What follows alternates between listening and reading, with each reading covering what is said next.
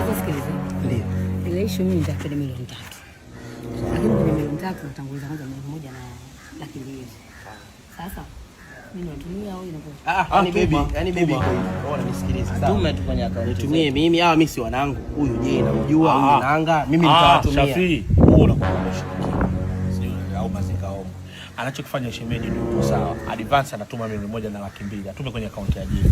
Sisi tunachukua tunafanya. Kwani Nanga huyu mke wake nani? Mke wako wewe. Nyie si wanangu? Ndio. Mimi sinaambia kwamba deal iko kwa shemeji yenu. Wewe kazi tunafanya sisi. Sasa mimi ndo mke wangu baby, nitumie hiyo hela mimi. Zake ndo maana katupa sisi kazi. Hela atanitumia mimi ndo nitawapa nyie wanangu, kwani shida ikuepo? Unaona kwenye kazi ngumu.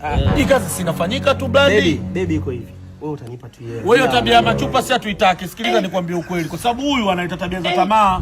Shafi Mungu kambariki anapata nake wenye hela ila malaya. Sio tabia yake. Hata kuja kufanya kazi wala mwanamke kwa Goba bwana. Yule Goba tumefanya kazi. Tumefanya kazi. Hela si ndo kanunua pombe huyu. Sisi tunakunywa pombe, mimi najua yeye anafanya yeye dakika busha sema ile 60 pombe. Sitaki.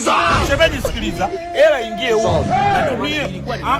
Hata kama unataka kumtumia demu wako sio hivyo. Tumia akili kwenye kumchuna mtu. Sasa hata kama anataka kumchuna mshangazi wake. Ndio maana nasemaje? Nisikilize. Shemeji Nanga nisikilize. Tuma kwenye huyu. Situmi. Hata ikiwa milioni. Situmi tena nimegailisha sasa. Baby.